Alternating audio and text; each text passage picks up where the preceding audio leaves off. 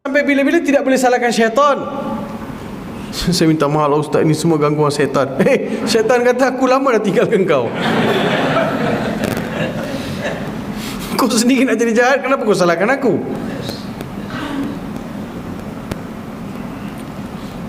Bisikan-bisikan yang datang daripada jiwa kita, pergilah, jomlah. So iblis tak masuk campur pun, kita sendiri sometimes. So ya Allah, lindungi dari diri aku daripada gangguan luar, dan lindungi diri aku daripada aku sendiri kadang-kadang boleh terjebak dengan benda yang jahat ataupun tidak baik. So nampak kelebihan dua-dua surah itu. Bukan sekadar dibaca, ditiup seperti amalan yang diajarkan, tetapi dibaca dengan penuh kefahaman. Tuan-tuan bila baca, tuan-tuan faham, rasa lain. Saya yakin lepas ni kalau tuan-tuan baca surah Al-Falaq, tuan-tuan punya feeling lain. Sebab kita tahu, kita protect kita punya diri. Bila baca An-Nas, kita tahu, kita protect daripada kita sendiri jadi jahat. Saya nak tanya tuan-tuan, Fir'aun itu daripada jenis apa? Daripada jenis manusia kan? Betul kan? Fir'aun daripada jenis manusia.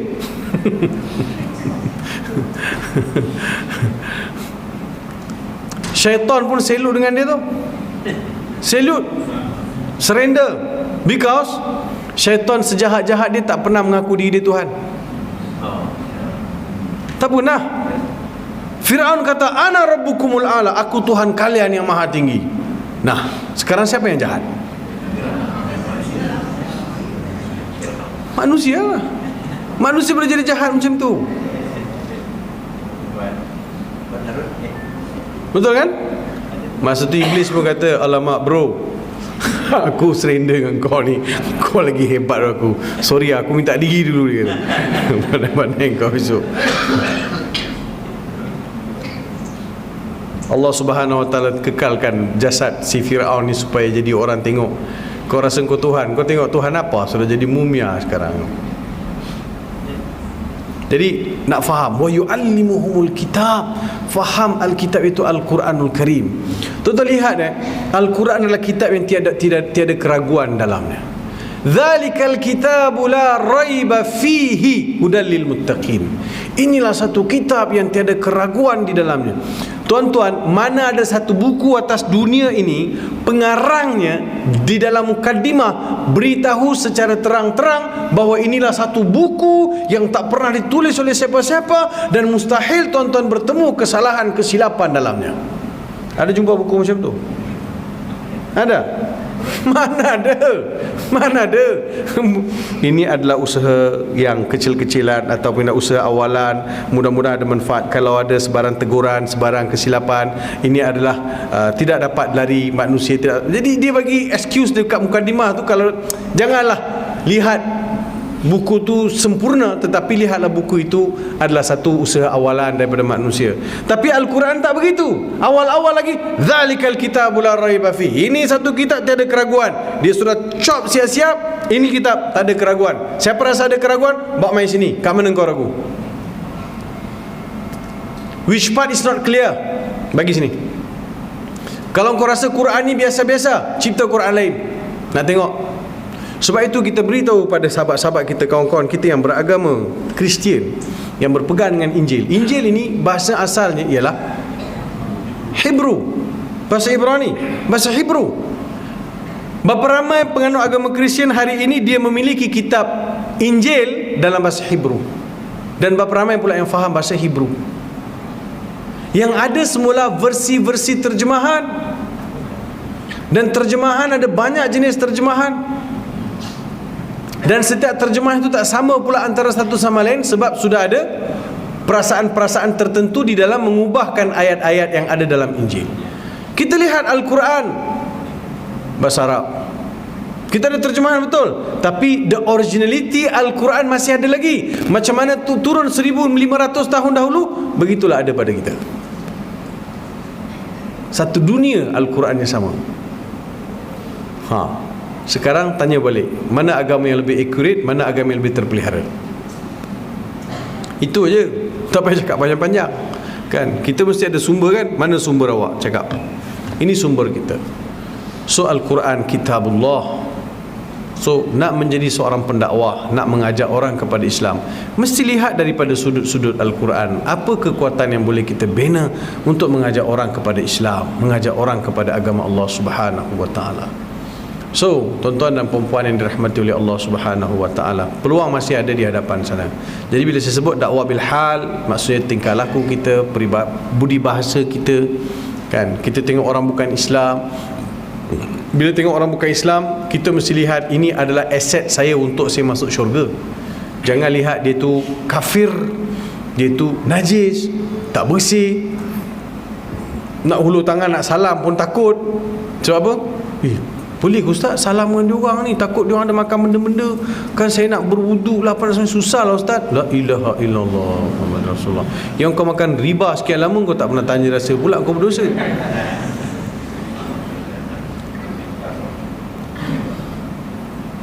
Betul kan? Bila masa Islam kata excuse untuk makan riba, at least yang khinzir tu ada gak keadaan tertentu, dalam keadaan darurat boleh makan. Boleh tuan-tuan kata saya terpaksa makan riba Ustaz sebab sekarang darurat.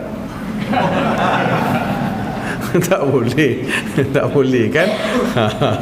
Jadi kita mesti melihat kasih sayang mengatasi segala-galanya. Orang Islam, pertama sekali saya nak mengajak tuan-tuan, kita boleh menawan hati orang lain dengan kasih sayang. Rasulullah sallallahu alaihi wasallam begitulah. Cukup penyayang Rasulullah ni. Pokok kayu pun bagi salam ke Rasulullah, tuan-tuan. Jangankan manusia, sahabat-sahabat merindui untuk menatap wajah Rasulullah, untuk duduk bersama Rasulullah. Bahkan binatang, pokok kayu yang tak bernyawa pun berharap untuk dapat mendampingi Rasulullah sallallahu alaihi wasallam. Bila Rasulullah lalu berjalan dengan sahabat-sahabat ni, apa yang diriwayatkan oleh Imam Tirmizi, Rasulullah lalu dengan sahabat ni, Sayyidina Ali meriwayatkan masa Rasulullah jalan dengan Sayyidina Ali berjalan dengan Rasulullah jalan, Rasulullah bagi salam, Assalamualaikum, Waalaikumsalam. Rasulullah jawab salam, Waalaikumsalam. Ini tak ada orang ni, semua pokok kayu kat depan, batu, Waalaikumsalam, Waalaikumsalam. Pokok kayu bagi salam kat Rasulullah sallallahu alaihi wasallam. Kalau kita baik, semua makhluk sayang kat kita, tuan-tuan. Allah akan tundukkan alam ini untuk kita, tuan-tuan. Jangan pula lepas ni balik kejap lagi lalu Pak Haji lalu kat bawah. Waalaikumsalam. Waalaikumsalam. Kalau ada macam tu, salam lah, tuan-tuan. Tentang jumpa atau tidak Jumaat depan tak tahu, Wallahu alam. Salam lah, siap-siap.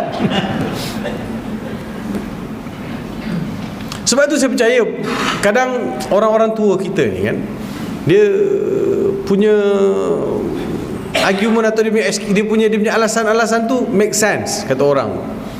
Tuan-tuan perasan tak, kalau kita dari sini katakan saya nak pergi ke Segamat contohnya kan, saya nak pergi Segamat, masa nak pergi ni rasa lama sangat, tapi balik sekejap je, biasa kan? Sebab tuan-tuan, orang tua cakap masa begini semua nak bagi tanya khabar kat kita, kita tak perasan. Semua tanya khabar, mana tu, Assalamualaikum, mana tu, semua menegur. Jadi yang kita tak perasan kan, kita tak perasan sebab dia menegur, sebab dia alam kan. Allah Subhanahu wa taala jadikan mereka juga ada kehidupan. Masa balik dia tak kisah dah lah, sebab dia dah tegur tadi. Benda tu betul tak berlaku kan? So taklah menjadi rukun wajib percaya kan, dan tak siapa-siapa tak percaya jadi terkeluar Islam, tak ada. Tapi nak kata barangkali ada kemungkinan. Rasulullah lalu semua pokok kayu bagi salam. Rasulullah, sahabat-sahabat buatkan Rasulullah mimbar baru daripada pokok lain, pokok dengan kayu lain. Pokok kayu yang lama tu menangis, Rasulullah dengar.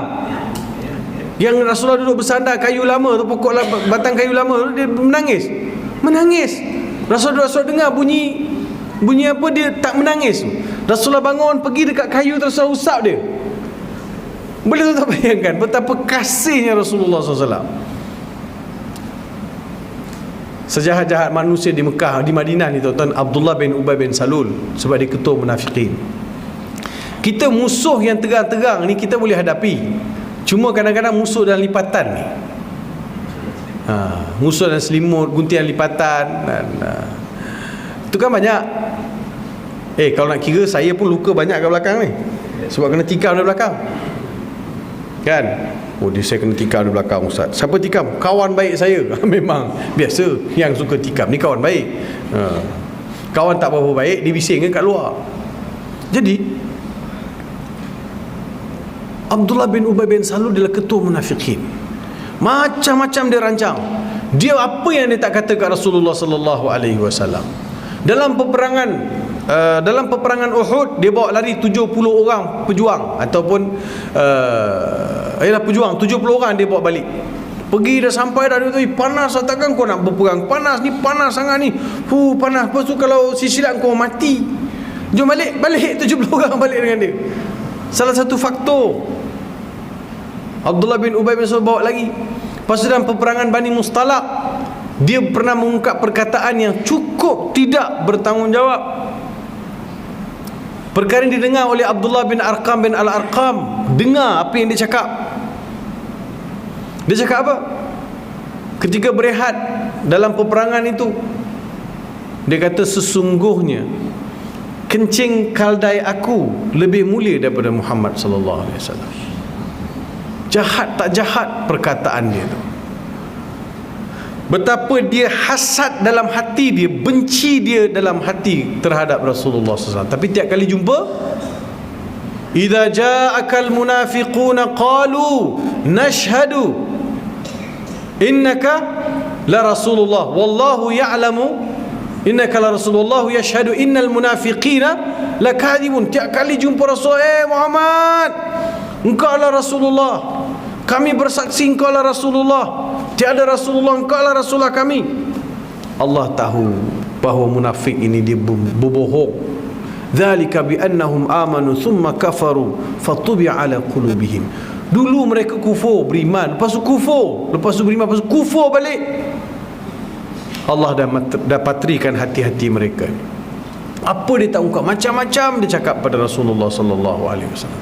Dalam peperangan Bani Mustalaq juga dia merancang supaya bila sampai di Madinah, janganlah hendaknya penduduk Madinah, iaitu penduduk tempatan Madinah, membantu Muhammad sallallahu alaihi wasallam. Jangan bantu Muhammad dan pengikut-pengikut dia. Sebab apa? Supaya biar mereka berpecah. Sebab kita bagi bantuan mereka jadi kuat. Bila kita tak bantu, nanti dia akan kata apa? Tengok, engkau ikut sangat Muhammad, ikut Muhammad jadi papa kedana, ikut Muhammad jadi susah, ikut Muhammad jadi kehidupan yang tidak elok. Nak memburukkan pengikut-pengikut, biar kita susahkan mereka, biar mereka tak ikut Muhammad. Ini semua di antara agenda rancangan dia, Abdullah bin Ubay bin Salul. Hebat macam mana pun dia mati juga. Mati kan. Kalau manusia macam ni, kita kalau fikirkan, ish jahatnya dia ni. Kalau kita dia mati, kita pergi tak? Agak dah. Memang tak pergi je. Manusia durjana macam tu, siapa nak pergi? Biarkan dia mati, katak kat situ, tanam dia tepi pokok pisang. Apa punya manusia hidup ni jahat begitu sekali, sampai ke hujung hati jahat, busuk hati. Kita punya judgement, sebab kita ni tak cukup sayang pada makhluk Allah Subhanahu Wa Taala. Dia mati, Abdullah bin Ubay bin Salul mati. Hadis diriwayatkan oleh Imam Muslim, hadis sahih. Bila dengar ketika Abdullah bin Ubay bin Salul mati, Rasulullah SAW tidak ada di Madinah, berada di luar kawasan Madinah. Tapi berita sampai pada Rasulullah sallallahu alaihi wasallam. Dengar berita tu, Rasulullah balik cepat-cepat. Bila Rasulullah sampai dekat kubur, dia dah busung masuk Abdullah bin Ubay bin Salul dalam liang lahat. Dah masuk, dah ulur dah masuk, tuan-tuan. Rasulullah sampai dekat permukaan kubur. Rasulullah kata, keluarkan jasad dia. Keluarkan jasad dia. Jadi sahabat-sahabat keluarkan jasad. Rasulullah duduk di tepi kubur tu. Rasulullah kata, letakkan atas ribu aku. Allahu Akbar. Letakkan atas ribu aku, kata Rasulullah sallallahu alaihi wasallam. Bila letak atas ribu, Rasulullah SAW panggil Sayyidina Ali. Sayyidina Ali, wahai Ali, kamu balik pergi ambil jubah aku, abaya yang masih imam pakai kat luar tu kan, pergi ambil. Abdullah bin Ubay bin Salul pun, Sayyidina Ali pun balik pergi ambil jubah Rasulullah SAW. Bawa jubah Rasulullah SAW. Rasulullah SAW balut lagi badan Abdullah bin Mas'ud yang sudah sedia terkapan tu, balutkan dengan jubah baginda. Kemudian Rasulullah buka mulut dia, Rasulullah ludah dalam mulut Abdullah bin Ubay bin Salul dengan berdoa, dengan berharap bahawa bila air liur Rasulullah masuk dan tubuh Abdullah bin Ubay bin Salul, diringankan azab dalam kubur. It's all about love, sayang, cinta. Rasulullah sallallahu alaihi wasallam begitu sayang umat dia. Jadi kita pun melihat orang lain, seharusnya kita melihat dengan pandangan kasih sayang. Baik, kasih sayang. Dia seagama dengan saya. Dia adalah umat Nabi Muhammad sallallahu alaihi wasallam. Dia pun adalah makhluk Allah Subhanahu wa taala. Sebab tuan-tuan lihat dalam Al-Quran, bila Allah Subhanahu wa taala berfirman, "Wa ma rabbuka bidhallamin lil 'abid." Abid, abad, ain badal, abad, hamba. Abad plural, minta maaf saya, abad singular, mufrad. Abid plural. Abad hamba, abid hamba-hamba. Bila Allah Subhanahu wa taala berfirman dalam Al-Quran dengan lafaz abid, Allah Subhanahu wa taala sebut semua hamba dia, termasuk Islam tak Islam. Semua hamba dia. You all are my servant. Abid. Sebab itu Allah sebut dalam surah Qaf, "Wa ma rabbuka bidhallamin lil 'abid." Dan adalah Tuhan kamu sama sekali tidak akan menzalimi mana-mana hamba dia. Tak kira dia beriman atau tidak beriman.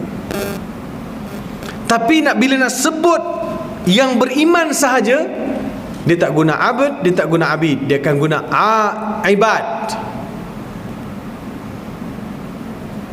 Abid dia punya abid, dia punya singular. Ibad dia punya plural. Abid mufrad, ibad jamak. Bila Allah Subhanahu wa taala berfirman dalam Al-Quran, "Wa ibadur rahman," dan adalah hamba-hamba Ar-Rahman, yang itu hanyalah diseru ataupun yang itu hanyalah untuk hamba-hamba dia yang beriman. So dalam Al-Quran kalau sebut abid, Islam tak Islam masuk. Tapi kalau sebut abid, Islam sahaja. Nampak? Jadi about kasih sayang. So dakwah kita kepada orang bukan Islam, kita bina atas kasih sayang. So kita berikan contoh yang baik, tingkah laku yang baik, budi bahasa yang baik. Dia hari jadi kita bagi hadiah, dia sambut raya kita kalau nak bagi hadiah, bagi.